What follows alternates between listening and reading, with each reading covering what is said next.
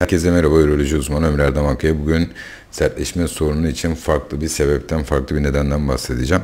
Kumar. Evet, özellikle sanal kumar ne yazık ki artık çok fazla oynanmaya başlandı.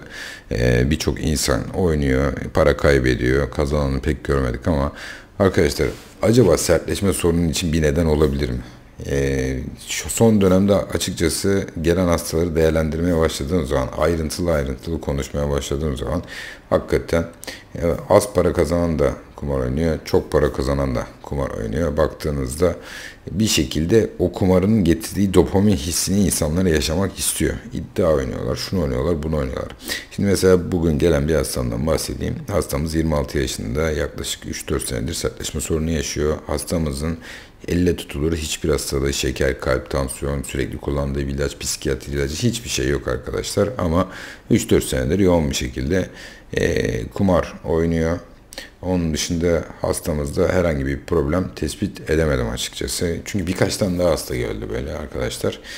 Tabii ki mastürbasyon vardı, pornografi vardı ama şöyle bir durum var arkadaşlar. Şimdi siz hayatınızı yaşarken bir yandan da dopamin alıyorsunuz ve hayattan haz almaya başlıyorsunuz. Sizin aldığınız dopamin size yaşam keyfi veriyor, haz keyfi veriyor. Ama dopamini şelaleye çevirirseniz, her yandan bir yandan oldukça kumardan, mastürbasyondan, pornografiden, arttırmaya çalışırsanız, alkolden, uyuşturucu madde kullanmadan arttırırsanız bu dopamini, siz hayattan aldığınız keyif azalmaya başlıyor. Çünkü burada aldığınız dopaminin miktarından ziyade dopamin alışında bir artıştan keyif alıyorsunuz arkadaşlar. Aynı seviyede alındığı zaman bundan keyif almıyorsunuz. Haz yaşadığınız bir olay aynı seviyede olduğu zaman bundan keyif almıyorsunuz. Bunu her seferinde arttırmanız gerekiyor ki vücut beyin bundan daha çok keyif alsın diye. Ve ilişki artık çok çekici gelmiyor. Cinsel ilişki, seks yapmak çok çekici gelmiyor arkadaşlar. Bilinçaltına çok çekici gelmiyor. Hani bunu daha önce de anlatmıştım. Mesela mastürbasyon, porno ile ilgili olayı anlatmıştık. Hani şimdi hastamız diyor ki ben sabah akşam porno film seyrediyorum, mastürbasyon yapıyorum. Şimdi ama kadınlarla gidip de konuşmaya çekiniyorum. Niye? Çünkü başarısız olma korkusu var. Kadının reddetme ihtimali var sizi, ama gidip mastürbasyon yapıp da porno film seyrettiğiniz zaman alacağınız hazla gidip bir kadını elde etmek için 40 takla attıktan sonra kadını elde ettiğiniz haz ne yazık ki aynı. Aslında orgazm anlamında aynı yere varıyorsunuz, ama birisi çok zor. Hem maddi manevi bir sürü bir şey harcamanız lazım, ama öteki taraf çok kolay. Açıyorsun, seyrediyorsun ya da bitiyor iş yani açıkçası.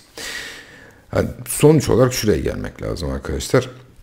Bazı şeyler için kendinizi biraz zorlamanız, bazı konularda kendinizi aç bırakmanız lazım ki hayatta bazı yerlerden daha fazla keyif alasınız. Mesela şimdi kumar oynarsanız dopamin seviyenizi arttırırsınız. Ya da sürekli mastürbasyon, sürekli porno yaparsanız ne olur, belli bir süre sonra artık reel olandan da keyif alamazsınız. Reel olana ulaşamazsınız bile arkadaşlar. Ulaşmak için çaresiz kalırsınız. Kendi çevrenizden olursunuz. Çevrenizden izole etmiş olursunuz kendinizi. Bu durum böyle yani arkadaşlar. Bence şu anda artık eskiden bu kadar değil tabii, ama şu anda kumar oynamak, sürekli kumar oynamak kişide beyinde bazı şeyleri, beyinden penisin arasındaki bağlantıyı kopartıyor arkadaşlar. Ve sertleşme sorunu meydana getiriyor. Çünkü kumarın ekstra getirdiği ekonomik sıkıntılar, eşine bunu açıklayamamanın da getirdiği başka stresler de var arkadaşlar. O yüzden ben artık kumar oynamayı da bir sertleşme sorunu nedeni olarak kabul etmeye başladım. Çünkü bununla ilgili daha çok hasta gelmeye başladı ve bu gidişte de eğer bu konuya devlet bir müdahale etmezse artacak gibi geliyor bana gerçekten. Hakikaten ciddi bir sorun arkadaşlar. Dinlediğiniz için teşekkürler, saygılarımla.